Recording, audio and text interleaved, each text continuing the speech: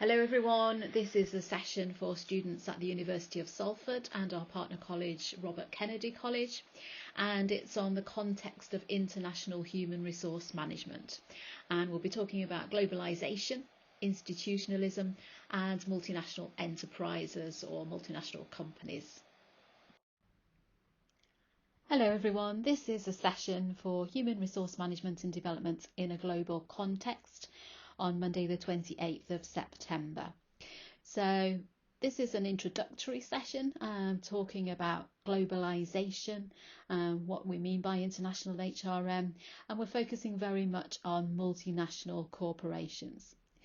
So very generally, what is human resource management? It's concerned with all aspects of the employment relationship. So that relationship between organisations, employers and their workforce. So how people are employed from the time when they're first recruited and selected, how they're trained, developed and managed over their lifetime with the organisation. Now, some writers will question this idea of the term human resources. They would indicate that talking about human beings, all of us, as resources, suggesting that we are resources in the same way as money or equipment, is rather derogatory to workforces. And I would agree with that. I think that human beings have resources. So we are, as workers, we bring resources such as knowledge and skills to our employers. And also increasingly today, our networks, our social networks, are very important in certain roles. If we're members of professional networks where we acquire knowledge, skills, competitor information and so on from those networks, that can be of great value to employers. The energy of people is of concern as well. Human resource management today is very concerned with engaging employees. Now, engagement is quite a big concept. Those of you who are studying HRM will talk about this in the leadership module further, but it's a mixture of motivation, commitment, and employees can be engaged with their work and also engaged with their organisation. Equally, they may not be engaged with their work, but engaged with the organisation, or engaged with the organisation, but not with their work. So that idea of energy and engagement is a big topic for managers today, but quite complex. And underpinning all of this, people's physical and emotional health is of great concern. So we're increasingly concerned about mental health, particularly at the moment with the COVID-19 situation and more remote working. But the idea of employers, organisations taking care of their employees' mental health has come to the fore in probably the last 5 years or so. People's intellectual capabilities developed over the course of their career from their experiences are also things that they bring to the organisation. And then individual differences such as personalities and motivations will impact on how employees, workers respond. So how does international HRM differ? Well, it's broadly concerned with the whole management of the employment relationship within multinational contexts, within multinational firms particularly, who have foreign subsidiaries or, parts of their company that are located in another country. So they've actually kind of set up another organisation around the globe, several sites quite often. And so it's involved with all of the different issues that are aligned with that and the different stages of the whole international process. Harzig and Pennington suggests that the origins of international human resource management go back to the development of multinational companies and their approaches. And it's fair to say that multinational corporations have been seen to both shape globalisation. So some people would suggest that it's the emergence of companies that have moved into multiple nations, that is part and parcel of globalisation occurring. And others would say that actually those companies themselves are shaped by other kind of global forces and factors that are around. So how does international HRM differ from human resource management carried out in any one country? Well, Morgan back in the 80s suggested there were three broad dimensions or areas.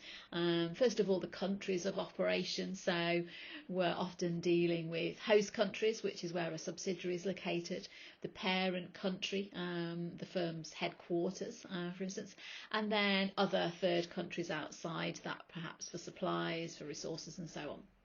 And that really involves a lot more activities, thinking about government relationships between these different countries, different types of taxation rates, and all of this is really related to international assignments, so relocating employees, moving them around different countries and preparing them for that. And there's often, as a result, a lot more involvement in employees' personal or family life. So thinking about whether partners are going to accompany someone on a more longer term assignment abroad. What about the family as well? So where they're going to live, schooling, those kind of issues which large companies' HR departments will be involved in assisting the employees with those issues. And obviously a broader range of employees, so those from the parent country, those from perhaps a whole range of different host countries or subsidiary countries, and then third country nationals outside who might not come from either the parent country or be local to where a subsidiary is, but come from somewhere else, a different culture and country entirely. So there are a lot more cultural issues, equity issues, and a much broader perspective that needs to be taken into account. Okay, so what are multinational companies? You'll see the terms both MNC and MNE, multinational enterprise, within the literature, and they take a number of forms, and there are various different classifications of these.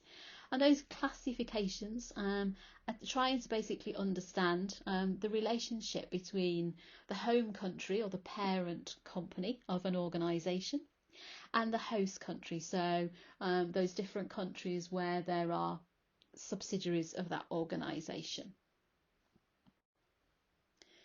So one of the typologies, one of the best known, is by Bartlett and Gojal, and they talk around how these approaches of multinational companies have changed over different time periods.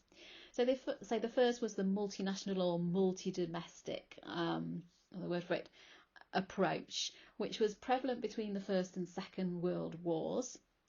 So we're looking sort of between the sort of 20s to 40s.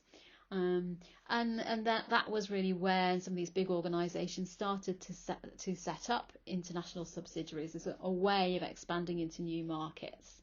And they found then there were specific conditions that they needed to adapt to. There was often quite a lot of sort of decentralised organisation really around that. So the parent company, the host company, decentralising some of its processes and way of organising to those local subsidiaries. There's an international approach, what goes are called international, which was post the Second World War, and that was when there started to be a little bit more control given to some of those subsidiaries, and it was thinking about how we can transfer knowledge and ideas from the parent company, key kind of competencies that have been developed in the parent company, out to those subsidiaries. The third type is the global type, and this is where a company sees the world market as more of a whole. So they're looking for economies of scale. They're looking to produce a lot, sell right around the globe or a large part of the globe, so be able to kind of produce more cheaply and get their profits back through the extent of their different subsidiaries.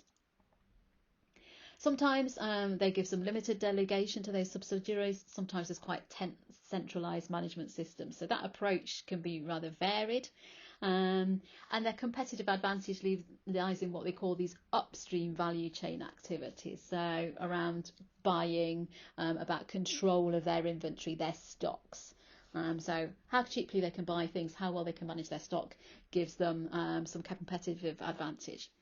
And some of the Japanese electronics firms were typical during that period. And then there's an argument that there's a fourth type, which is the transnational type, which is a bit of a combination of those first three types. It's more sensitive, though, to local conditions, but it's got a global competitive strategy. So it's sharing knowledge and learning across the whole organisation, and everything's really making a distinctive kind of contribution to the whole. Empirical support for that, so actual kind of evidence that these type of countries that combine all these different elements really exists is still rather limited at the moment, and it's suggesting that the multinational or multi-domestic form is the most dominant form. There is, though, issues that we hear increasingly talk of globalisation. So that is more around firms taking this kind of global approach, but trying to adopt also localized kind of ways of working in certain areas. So taking the whole world market as a whole, but also trying to have some local adaptations. So you'll probably all have an idea of what we mean when we're talking about globalization. Schulte talks about the literature and says we can find 4 different interpretations of globalization within the academic literature. The first one, globalization meaning just internationalization, is perhaps one of the most widely recognized, and that's really just about transactions, trade occurring across national boundaries. So that interdependence between different nation states as separate nation states. Another interpretation is that globalization is very much associated with liberalization or deregulation of boundaries and restrictions on trade and on foreign exchange. And it's linked very much with a particular political orientation, what we talk about the neoliberal orientation. And neoliberal is a more kind of right wing, we might say more conservative type of ideas, political ideas. They came to the fore both in the US, in the UK, sort of end of the 70s, 80s, when we had Ronald Reagan as president in the US, Margaret Thatcher in the UK. And we saw this idea of actually freeing up competition, removing some of the restrictions on trade. So, for instance, in legal services, there was a lot of deregulation happen there, which meant that suddenly big legal firms no longer had a monopoly on being able to provide legal services. Lots of other players could start to do that too. So increasing choice for consumers is the idea associated with these liberal ideas. There's a lot of links with privatisation of what had previously been nationalised industries, and fiscal restraints, so control over spending, whereas we tend to see more left-wing governments across different countries perhaps investing more in public spending. The third interpretation of globalisation is one that we're probably familiar with as well, which is of universalisation. So this idea that products and experiences are becoming global, really. We're seeing quite similar kind of product ranges around the world. Our engagement with products as consumers is changing our overall kind of attitudes and experiences. So we're seeing what we call convergence. We'll talk about convergence of HRM kind of models later on in the module. This is convergence of cultural, economic, legal and political ideas. And then finally, the fourth interpretation of globalisation within the literature is of actually a spread of Western values, Westernisation. So suggesting that the way we organise work, or the way our companies are structured, our values are actually being increasingly spread, and that's destroying some of the pre-existing cultures, some different types of cultures, different ways of doing things, a more local kind of autonomy, self-determination, rights to kind of decide for ourselves. And that has been seen as one of the kind of the negative sides for some countries and cultures around the world, that is Western values that are spreading. Now, there are certainly global forces for change. We know that competition is not limited to a particular country. There's growth in mergers and acquisitions or alliances across national boundaries. For your second assessment, the e-portfolio, you're going to be looking at a merger between Just Eat and Takeaway.com and thinking about the kind of cultural and people management challenges of that. Organisational restructuring occurs on a global scale. Nokia and Microsoft were intertwined for many years before Nokia really sold out their mobile technology to Microsoft, and that led to a number of redundancies. And that we know that with communication, interaction through digital comms, technology is there.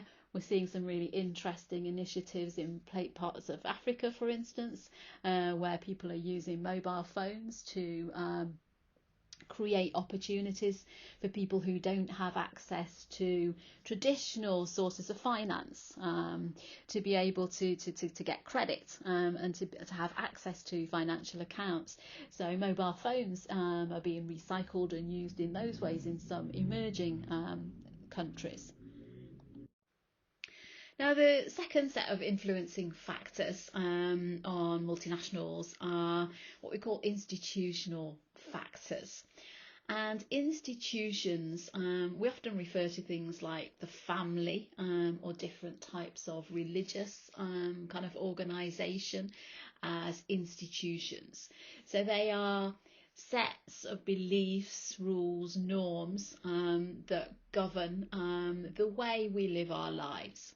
And in relation to workplaces, they affect the choices that those organisations make in terms of their structure, their organisational design, and their practices. And these patterns of beliefs and norms get embedded in societies over time, and they lead to the existence of what we call certain types of logic. And that's things like the market logic versus the professional logic, are two distinguishable logics, we might say. So in something like the educational sector, historically is organised around a professional logic. So the holders of knowledge, academics, were much more influential once upon a time in how the whole organisation ran. We've seen across those kind of sectors in more recent years or decades the emergence of a market-driven logic, and this is why we see quite often tensions within certain types of organisations, such as educational organisations, healthcare organisations. But these logics also, and these institutional factors also explain why we see quite a lot of homogeneity or similarity in organisational design types. And it's suggested that organisations are a little bit like people. They almost want to belong. They want to be seen as legitimate organisations. And so patterns and ways of doing things start to shape and constrain to some degree what organisations feel able to do. And when we talk more today about disruptors, so some of the more entrepreneurial, disruptive kind of influences that have been in the last few decades, we're talking about people who start to challenge some of those institutional forces and create new institutions, new ways of doing things. And there are basically different types of institutional rules and norms. So these can be what we call regulative ones, so legislation, they're enforced by law, Normative, a shared sense within a particular kind of field. We often talk about institutional fields, which are dominated by a whole range of big players, but also smaller players, the media, different types of stakeholders. There's a sense of really what is appropriate amongst a field. And that's what we call normative type of rules. And then the cognitive rules, so linked to that, the kind of taken for granted mental models that we all have, the scripts that we all have, which might come from living within a particular culture. So, about what behaviour is appropriate in different types of situations. Now, it's fair to say that different types of multinational corporation take different approaches to management in terms of what type of managers they actually use. And back in the 60s, Perlmutter identified 3 types of multinational corporation in terms of their attitude towards the geographic origins of the managers that they use internationally. And these 3 types of organisation are often used in relation to marketing as well, so how organisations actually market. So the ethnocentric organisation, according to Perlmutter, uses a majority of managers from their home or their parent country, and so it will train those parent country nationals and send them out to subsidiaries to other countries, perhaps to manage those organisations or to train people there.